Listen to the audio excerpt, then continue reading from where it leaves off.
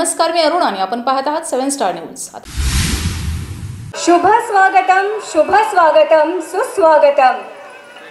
रस्ते वाहतूक आणि महामार्ग मंत्रालय, भारत सरकार आणि सार्वजनिक बांधकाम विभाग, राष्ट्रीय महामार्ग महाराष्ट्र यांच्या वतीने आजच्या या भूमिपूजन आणि कोनशिला अनावरण या विशेष सोहळ्यात माननीय नामदार श्री नितीनजी गडकरी साहेब, केंद्रीय मंत्री रस्ते वाहतूक आणि महामार्ग मंत्रालय, भारत सरकार यांच्या हस्ते हा शुभ सोहळा इथे संपन्न होतोय। रस्ते वाहतूक आणि महामार्ग मंत्रालय, भारत सरकार यांच्या वतीने आता इथे कोनशिला अनावरण होत आहे। एकदा जोरदार टाळ्यांच्या गजरात आपण या शुभ सोहळ्याला सुरुवात करणार आहोत। टाळ्यांचा गजर सुरूच राहू दे।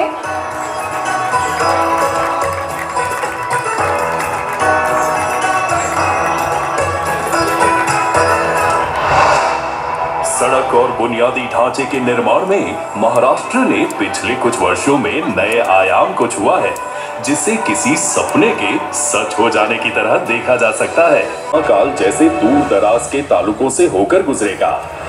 इससे न केवल सांगली शहर की कनेक्टिविटी बेहतर होगी, बल्कि वाहनों की भीड़ कम होने के साथ साथ नए सांगली शहर का भी विस्तार होगा।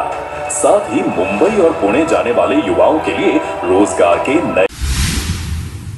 सर्वप्रथम मी दहिवडी माळणी विटा या राष्ट्रीय महामार्ग क्रमांक 160 या रस्त्याचं आज जे कॉन्क्रिटीकरण होणार आहे त्याचं भूमिपूजन झालं असं घोषित करतो।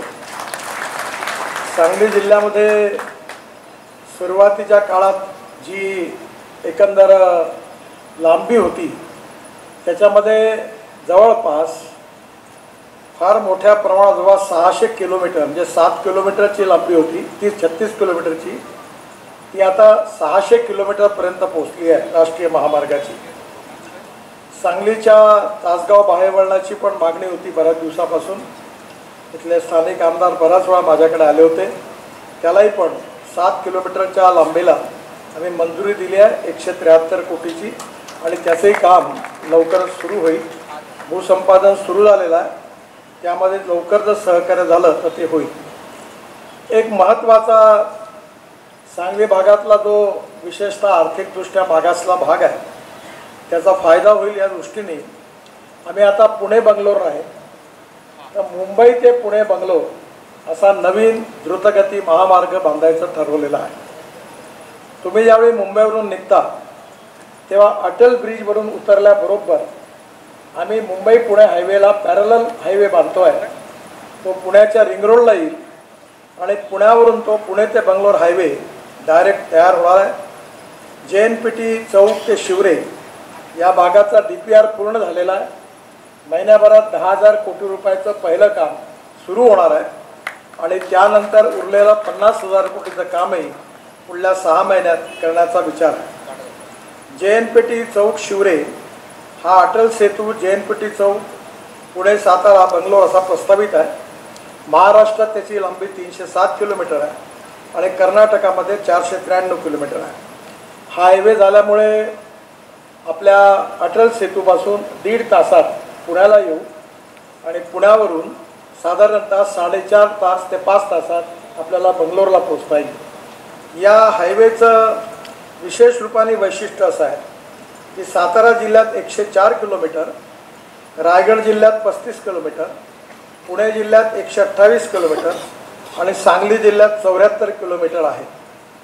महाराष्ट्रामध्ये विशेषतः मावळ, बारामती, सातारा, माढा, सांगली या सगळ्या ठिकाणी हा जो होणार आहे हा हायवे एक नवीन इकॉनॉमिक ग्रोथ करता एक नवीन अशा प्रकारचा एक वरदान हा विशेषतः सांगली भागातला जो दुष्काळी भाग आहे त्या भागाकरता विशेष करून याचा उपयोग होणार आहे।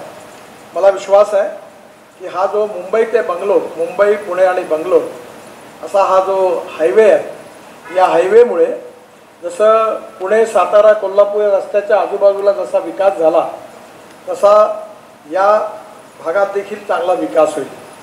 मला आज अतिशय आनंद झाला की मी जलसंधारण खात्याचा मंत्री असताना केंद्रात आपल्या भागातलं सांगली जिल्ह्यातलं पाणी विशेषतः म्हैसाळ प्रकल्प असेल, आटपाडी प्रकल्प असेल ही सगळी प्रकल्प मंजूर करण्याची संधी मला मिळाली आणि मला याच्या आधी मी आलो आहे, पण आज येताना सगळीकडे हिरवंगार बघायला मिळालं.